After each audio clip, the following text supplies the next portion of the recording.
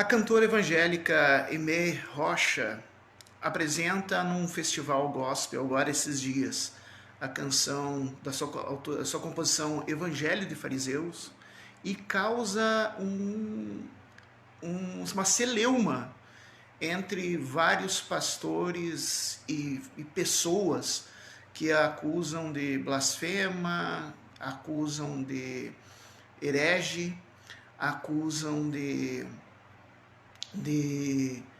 política, né, de ser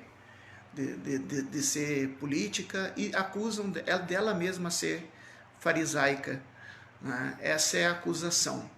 E a palavra do Senhor diz que a gente deve julgar as profecias, né? Não estamos julgando pessoas, mas profecia. Sim, profecia. É porque a gente está acostumado a achar que profecia é quando alguém pega, muda a voz e diz assim: eis que eu te digo, filho meu, eu vejo uma chave da vitória sendo trazida por um anjo para entregar na sua vida. Isso é profecia que a gente aprendeu, né? Que profecia é assim. Não. A palavra profecia quer dizer, tem o sentido de atualizar a palavra de Deus para trazer correções para o povo. É para o povo de Deus. Né? Então a gente precisa entender que essa canção da Aimee Rocha, e que nós vamos estar percebendo agora, eu vou estar falando um pouquinho agora, essa canção tem um cunho profético. Existem louvores, né, que declaram a grandeza de Deus e a gratidão que nós temos por Deus, isso é chamado de louvor. Existem canções de doutrina que ensinam a doutrina através da canção. Existem canções de celebração em que estimulam a alegria e a comunhão.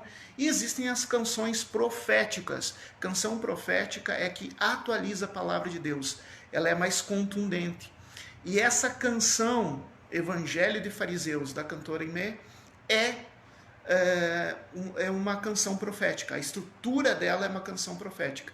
Se tu olhares as profecias de Isaías, se tu olhares das profecias de Jeremias, se tu olhares as profecias de Ezequiel, se tu olhares as profecias de Oséias, se tu olhares as profecias dos profetas bíblicos, tu vais perceber, e aliás as profecias do próprio Jesus, aliás algumas profecias do Jesus estão na letra da Aimee, estão na letra do Evangelho de Fariseus. Então, tu vais perceber que é a mesma estrutura. Então, assim, essa letra é uma letra profética. Mas o fato de ser uma letra profética quer dizer então que está tudo bem? Não. Cabe a nós como os cristãos, cabe a nós como pessoas estarmos avaliando essa profecia do ponto de vista da palavra. Não pode ser a profecia do ponto de vista da minha opinião pessoal. A gente não julga as profecias, e eu estou usando o termo julga porque tem a mania do não julgueis, né? Mas profecia a gente julga. A palavra do Senhor diz: julgai as profecias, julgai os espíritos, nem todos são de Deus. A gente deve ponderar, a gente deve ver se aquilo faz sentido, não de acordo com a minha opinião, não de acordo com aquilo que eu quero que seja, mas de acordo com a palavra de Deus, porque a profecia que vem de Deus, ela não pode contrariar a palavra de Deus. Então vamos fazer uma análise da letra Evangelho. Até a minha ideia, porque eu não tenho aqui a letra por escrito, então eu vou só citar algumas coisas, e eu quero te convidar desde agora também para te coloca um pedaço da letra que talvez tu perceba algum erro teológico ou que tu perceba alguma confirmação teológica. Mas vamos lá para a profecia. Primeiro ponto que eu quero destacar do que está sendo criticado do Evangelho de Fariseus é um ponto que é um ponto que realmente faz sentido. Eu não vou deixar esse por último, porque realmente faz sentido. Mas assim, a primeira coisa é de heresia. Algumas heresias que eles estão dizendo que a Aimee ela está falando contra o princípio do dízimo. E isso é uma heresia, porque contraria a palavra. A letra, agora pegue a letra, leia a letra da canção Evangelho de Fariseus, quando fala de dízimo, diz assim: que o dízimo é mais importante que os corações. Isso não é uma heresia, ao contrário, isso é uma paráfrase, é falar do mesmo jeito, falar de outro jeito, a mesma coisa que Jesus falou em Mateus dos fariseus. Então isso está ligado com o título, né? Evangelho de Fariseus, porque Jesus falou a mesma coisa, né? Que os fariseus, eles guardavam o dízimo de tudo, recolhiam o dízimo de tudo, mas não tinham misericórdia. Misericórdia quer dizer colocar o próprio coração no chão, colocar o próprio coração na miséria do outro, tá? Então, é disso que esse texto está falando. Então, não é heresia. Não se está falando contra o princípio do dízimo. Está falando que o princípio do dízimo não pode ser maior do que a misericórdia. A gente tem que cuidar dos corações das pessoas, a gente tem que cuidar da santificação, a gente tem que cuidar dos corações feridos. Misericórdia. Então, essa não é heresia, não tem heresia aqui, tá? Outra coisa que eles falam é que está blasfemando contra a igreja, que a igreja é a noiva de Cristo, numa parte, e também blasfemando contra o sangue do Cordeiro, né? E diz assim, do trecho que diz assim, que o sangue não está mais correndo, o sangue de Cristo, né? O corpo está apodrecendo, o sangue não está mais correndo. O sangue de Cristo representa arrependimento, perdão dos pecados, reconciliação com Deus, porque foi através do sangue de Cristo que Deus se reconciliou com a humanidade. Então, quando o sangue não está mais correndo, essa mensagem profética, eu diria quase em linguagem apocalíptica, está dizendo que não está havendo mais conversões, não está havendo mais arrependimento, e daí assim falando que o sangue está coagulado. Quando o sangue fica coagulado, ele fica só num lugar só, ele não corre, e por isso causa necrose do corpo, necrose do tecido onde o sangue está coagulado. Essa metáfora que ela usa está dizendo de não existe um evangelho de arrependimento, em partes do corpo de Cristo não está havendo o evangelho do arrependimento, não está havendo o evangelho da santificação.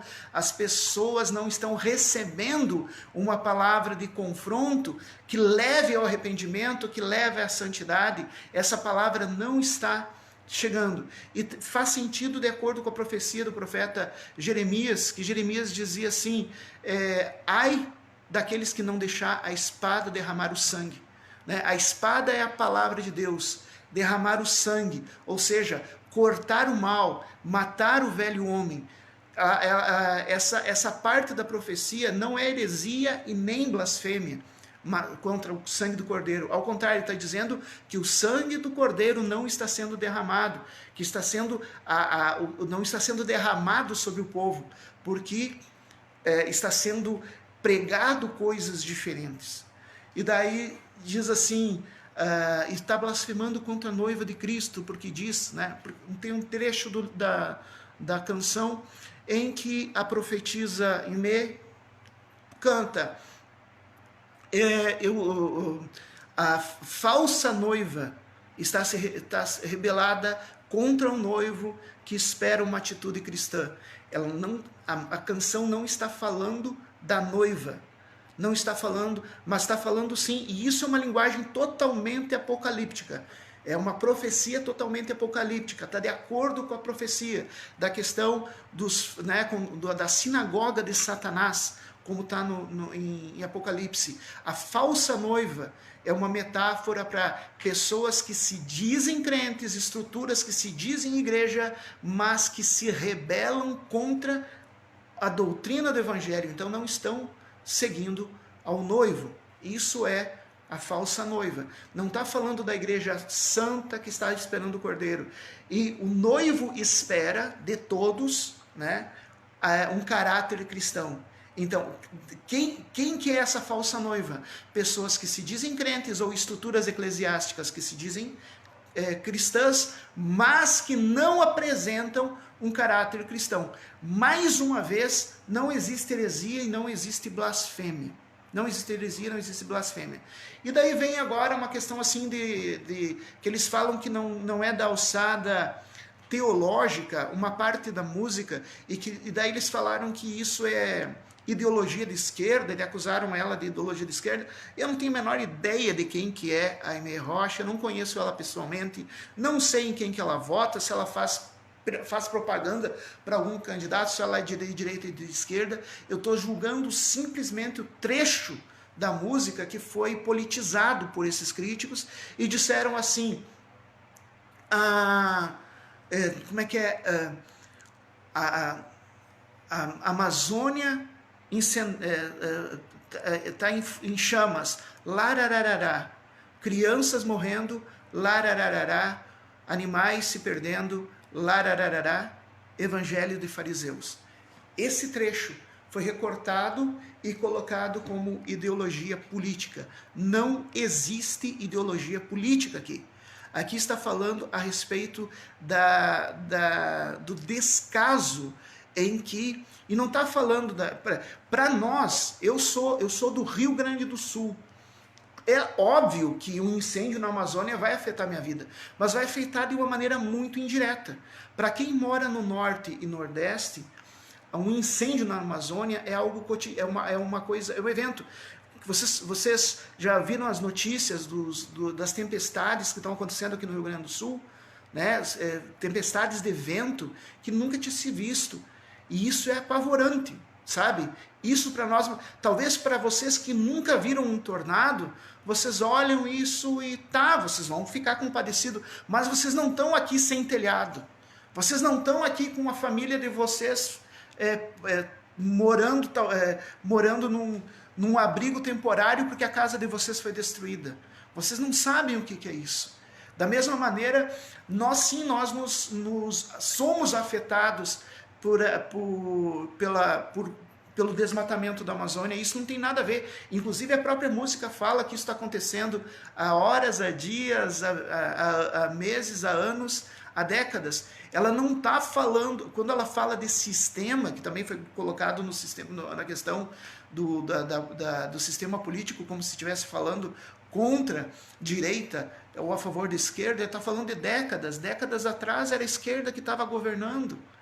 Então, de quem que ela está criticando? Se fosse isso, mas ela não está falando disso. Ela está falando de fatos. O fato que ela está falando, ela não está falando de Amazônia. Ela está dando um exemplo de algo que para ela é destruidor. Se fosse eu compondo a música, eu comporia dizendo, os telhados estão voando. Larararará. Entendeu? Porque é algo que eu estou vendo. O que esse trecho da canção profética está falando? O mundo está se acabando, está acontecendo sinais, tem problemas muito sérios, e as pessoas estão, e a igreja ainda em picuinha, a igreja ainda brigando pelo próprio ego, que é o que ela fala, brigando pelo próprio ego. Questões egóicas, questões de narcisismo, né? O narcisismo cega, a pessoa está tão... o meu ministério, porque eu tenho ministério, o meu chamado, e a pessoa não percebe que o dom que Deus nos deu, o dom que Deus te deu, não é para que tu cresça, mas para que tu sirva ao próximo, e para que Cristo cresça. Então está acontecendo... pessoas sendo... E ela é da ilha de Marajó, onde tem casos de abuso infantil, de assassinato, de sequestro de crianças, e o próprio sistema de governo não faz nada. E não está falando do governo atual ou do governo passado, está falando de décadas que isso vem dessa negligência. Para ela é uma coisa real. Qual é o problema real que tem sido negligenciado? E está falando assim, e não está falando de governo, está falando de igreja.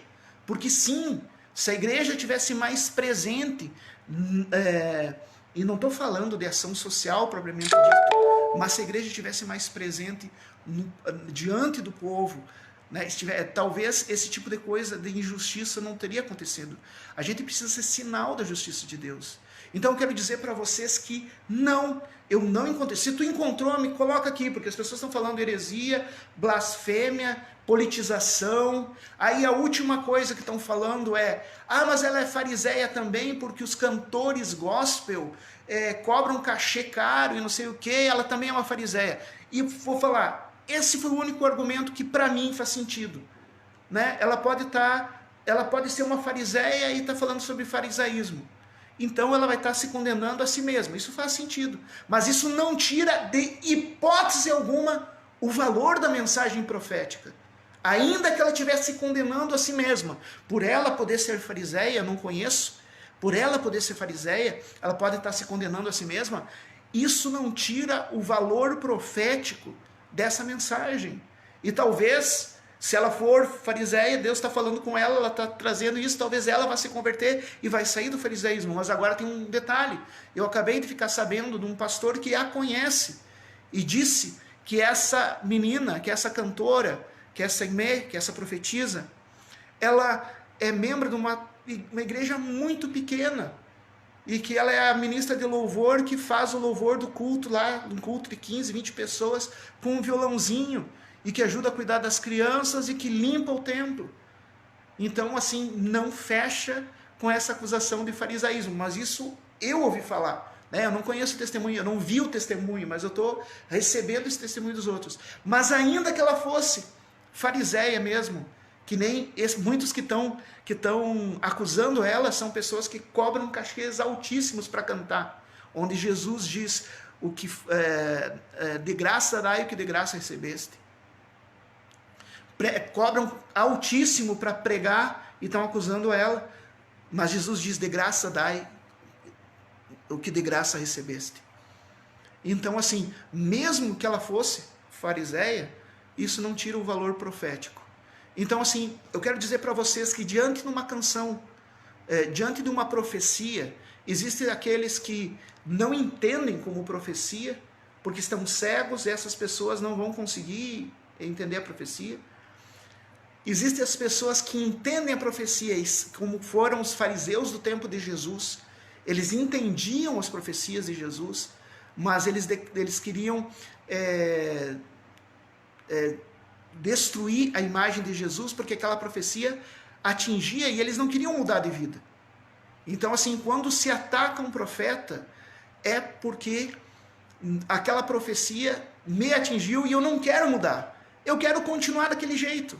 Se eu for um fariseu e eu não quero me converter, eu vou ouvir uma profecia contra o farisaísmo, eu vou me revoltar contra o profeta, eu vou tentar diminuir o profeta, né? Porque eu não quero mudar, eu quero continuar sendo fariseu, eu quero continuar sendo narcisista, eu quero continuar sendo explorador da fé dos outros, eu quero continuar criando uma religião que me favoreça, em vez de me submeter ao Evangelho do Senhor Jesus Cristo. Então, se um profeta falar contra mim, e eu não quero mudar, eu vou falar mal do profeta.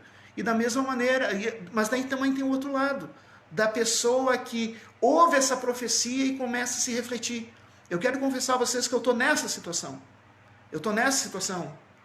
E eu admiro, eu louvo a Deus por pessoas que ainda se deixam ser usadas por Deus em profecia real, porque profecia não é adivinhar CPF, profecia não é falar de carro novo, profecia é ajustar o caminho da igreja que está se desviando, como fez essa pessoa, essa profetisa Aimee, que eu não conheço. Que Deus abençoe, que Deus proteja. Eu estava orando, eu e minha esposa orando, que Deus fortaleça ela, e que saiba que o fato de tantos fariseus estarem se levantando contra ela é bênção na vida dela, porque Jesus diz para Aimee e diz para outros que se mantêm em voz profética: bem-aventurados são quando são perseguidos, blasfemados por minha causa, porque assim foi feito aos profetas que vieram antes de vocês. Essa cantora Aimee está sendo tratada como profetisa. Por quê?